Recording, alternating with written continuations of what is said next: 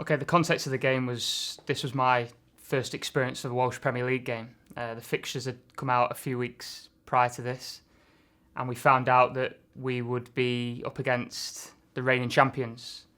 Not just the reigning champions, but also a team that had, it was their sixth successive championship the previous season that they'd won. The New Saints, as they're known, TNS. So it was a big game.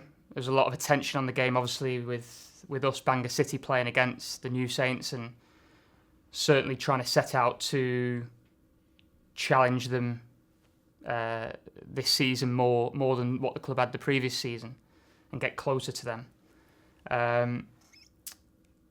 We were at home, so we had the support of our fans behind us, which was fantastic on the night.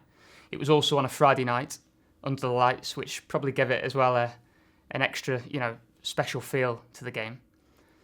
In terms of the team, we had Connor Roberts in goal. We had Danny Holmes at right back, who had experience, playing some clubs throughout the Football League, York City, Newport, teams like this. Anthony Miley, right side centre back. Tom Kennedy, again, league experience behind him, teams like Bury. Left side centre back, and Lawrence Wilson, who was a young player at Everton in days gone by at left back. The two players in front in central midfield were, the captain on the day was Damien Allen, and with him was Danny Gossett, who's recently been playing has played for Welsh City as an international player, young midfield player. So they complemented each other well. And then we went for three players behind the striker. Luke Wall from the right-hand side, but left-footed. Braden Shaw from the left-hand side, but again right-footed. And then Gary Taylor-Fletcher, obviously a very, very experienced player, part of the management team, and obviously has played in the Premier League, so very much a leader on the field for us. And them three were in behind a young Bolivian-born Spaniard, Anderson Caiola, who we'd actually took on trial in the pre-season a few weeks prior to the game and decided to sign. Low centre of gravity, very mobile, quick, and obviously we thought he could cause TNS's centre-backs some problems with that. It was going to be very important on the day that the goalkeeper, but with the back four and the two holding midfield players, their job roles were very much to make sure that we were in good positions at all time when defending, holding a good line, defending effectively when the ball come obviously into the middle third or the defending third. And these six players, if you like, were very much the platform to enable us to go and attack. So the way I would describe it is we would defend with these six the majority of the time behind the ball, with then the front four, so the three behind the striker, being very much the creative attacking players going forward, that obviously their job on the day was to create and score goals. And it actually worked out that, which is obviously very good for us, that all of our goals on the night, all 5 goals on the night, came from these players within the front four. So obviously moving on to the game, we'd obviously watched TNS play. Obviously there was people at the club that had experienced playing against TNS the previous year and obviously years before that. I had an opportunity to go and watch them play in a Champions League qualifying game a few weeks prior to this fixture. Obviously we were fresh out of a Europa League tie against Lyngby. So I'd had an opportunity to watch them 2 or 3 times live, which for me coming into the league was important to not just watch them on DVD from the previous season, but to see them live is even better, of course. And the way they played, and one of the key things that I notice, I mean, they don't have many weaknesses because obviously, they are champions, such a strong team. But one of the things I noticed was clear, that when they had possession of the ball, their fullbacks would position themselves very high in build-up or as they were attacking. And therefore, because of that, the distance between the fullbacks and the centre-backs, particularly when they were building play from the back, if I just move these now, just further forwards, was very big.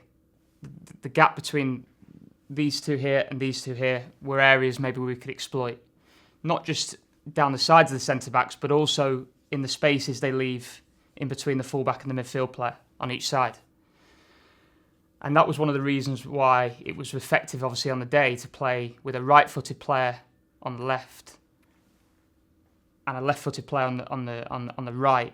That maybe when they receive the ball in these areas, they could actually drive inside and then they're attacking the centre-backs. Their system, it was very much 4-2-3-1, but the two strikers, very much twin strikers, if you like, working together with each other. And obviously our system, again, very much similar, 4-2-3-1. And we had to make a decision, really, of when we pressed and how we pressed. And we decided on doing it in two ways, really. The first thing was, every time they had a goal kick, what we said was to prevent the rhythm or them getting into a rhythm in their play, that we would actually press up against them and do like a full court press, if you like, with our striker against their centre-back, our number 10 against their centre-back, our two central midfield players up against their two central midfield players, and obviously our wide players just dealing with any diagonal passes from the goalkeeper to the fullbacks. And obviously the back four then deal with the front four. Because what we said was that on the day, they didn't have a lot of height through the middle, and that if we could actually force them to kick from goal kicks, then maybe we had the height at the back to win the first ball and then start playing from there. So that was one decision we went with, was to stop them playing out from goal kicks. But obviously we were aware that in general play, in open play, that wasn't always going to be possible to press.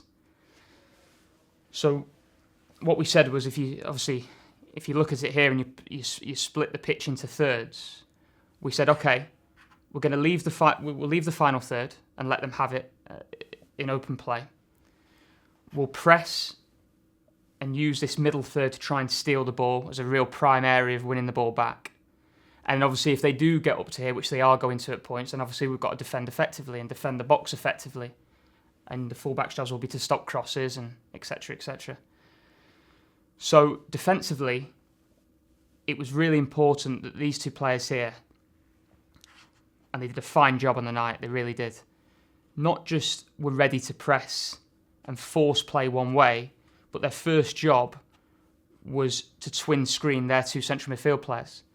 And that allowed our two central midfield players to also be in half and half positions where they may be able to press if the ball's played into their feet, but also are aware and checking the shoulders of players between the lines. Because what they're very good at is getting players between the lines of your defence and midfield. So we needed to be compact. That line there of four and that line there of four, and especially the two midfield players between the two centre-backs, had to be nice and compact and not leave too much space so that they could thread little balls through. So they had two jobs, really. Check your shoulder behind, know where players are in the pockets, but also be ready to press their central midfield players as a pair as well, if the ball does come through. Because what we said was, if we let them have it here, and they start to bring the ball out, and we start to invite them out, their fullbacks will naturally position themselves at least on the halfway line. But actually, that's where we want them. That's where we wanted them, because when we won the ball back then, we knew that there'd be space in transition to attack and utilise the spaces that I've already mentioned. The next key point defensively to win the ball back in the midfield third was the position of our wide players. So say, for example, the ball went to the right side centre-back here. If he started to bring the ball here in advance, the nearest striker here would start to leave the midfield player and obviously show the play one way and make it predictable for the rest of our defending players behind the ball. As this happens, obviously, our number 10 or our striker would drop into this position here. Now he knows the ball's going this way. It just allowed our nearest central midfield player to tighten up on their midfield player. This player to come round and be more aware of their number 10 floating within the hole.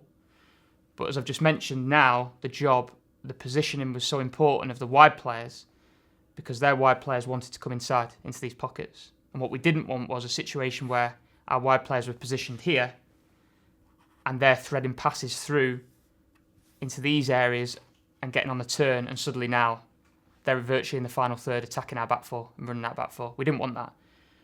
The objective was to win the ball and press and steal in the middle third. So we wanted to be compact. Wide players were told to narrow off, and actually the first pass to prevent, not the fullback, actually allow the ball to the fullback if you like, and force the play to the touchline where we can maybe trap them, but prevent the ball going into this player here, or if it was on that side with the left side centre back, prevent the ball going into this player here once the fullback advances. And again, they did an excellent job of that, and that took a lot of discipline from both players and both young lads as well, to be able to deliver that. And what we found was, not we were just stealing balls here, but actually if the ball got played to the right back, it may allow either our wide player to go and press him towards a touchline and actually cut off his options to play, or our wide player may drop into that position and our fullback then may go and engage, and obviously everyone moves across at that point. The biggest thing in the team was compactness. Everybody moving together, the units being tight, shifting across the field at the right times, keeping distances tight between players and units. And we won a lot of ball on the night, and particularly in the first 10-15 minutes, and then in the second half, in and around this middle third, and especially around the halfway line, which is really pleasing because that was a tactic. And the best way I can describe the way we played on the night and the way the team operated, the team was like a spring. So every time that TNS came and attacked, and there was some force behind their attack, if you like, and they tried to put pressure on us, we would then come back as soon as we won the ball with an attack of our own, which maybe could hurt them in transition. Because that was our chance. We knew that because we wanted to let them open the game up, if you like, so that when we won it, there was space to attack. But obviously to be able to score goals, we needed to make sure we attacked effectively. It wasn't just about what we did defensively. So again, we had a few ideas around that. We said to the players, if you win the ball, and going back to the spring element of it, as they put pressure on us, if we win the ball and can make our first pass forwards with quality to a player in space, then play it.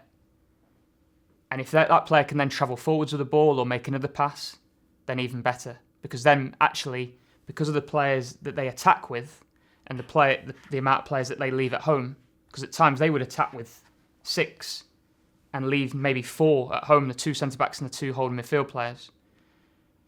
Whereas we said, right, we'll defend with 6 on the night and attack with 4. How quickly can our 4 get into positions that can hurt them on the counter-attack? And that's what we looked at. So can your first pass be forwards? Can it be with quality? And then we said to the wide players, and they were key on the night, as I've already mentioned, come into these little pockets inside. Obviously, you'd have the fullbacks recovering, but come and play in these areas here, which are obviously difficult to pick up, difficult for them to mark you. So we may have an instance where, and with rotation, the 4 players at times were the width of their penalty area. And then, obviously, the width was provided at the right times once we got up the field by our fullbacks. So the first goal we scored, and again, I said about the importance of getting the first goal against this side, and we managed to get it after 6 minutes. A ball was played forward, a forward pass from the back. Anthony Miley plays it forwards into Luke Wall, and again, it was a good forward pass in transition into a position here that he'd filled just infield off the line on the inside of the fullback, which we'd spoken about. He turned, he received the ball, and then it was all about the combination play between the front 4 to get to the finish. And initially what happened was our midfield player actually, I think because he's left-footed, our midfield player here, Danny Gossett, actually I think pulls out into this position here, expecting maybe get the ball or get it played back, because the fullback's now recovering on the inside and the centre-back's starting to engage as well. Their centre-mid actually got attracted to the ball, which allowed Luke to play inside into Gary Taylor-Fletcher. And obviously we wanted Gary on the ball in these positions because of his quality on the ball. As that happens, and Braden being right-footed, it worked quite nicely. came actually inside to receive the first pass off Luke. And again, as I said about the players being the width of the 18-yard box and maybe the fullbacks advancing using the flanks, Luke played into Braden. It was all one touch all the way up until the goal. So after Luke played it, it was a one-touch ball into Gary Taylor-Fletcher. Gary has played it round the corner for a run from Anderson Kiola into the wide area here. And as that's happened, already obviously Luke, Braden, Gary and Anderson have already been involved in the move. And then obviously then it's about just making good runs into the box, good movements into the box as soon as it goes wide. And because Braden's already level with the box, it gives him less to do in terms of attacking that near post to score the goal. But it worked, again, very nicely into the way that we played. Defending with the 6, attacking with the 4. Therefore, this 4 here, their jobs were to create and score the goal. And it finished off with a check of run here and Braden finishing it off with a header at the near post.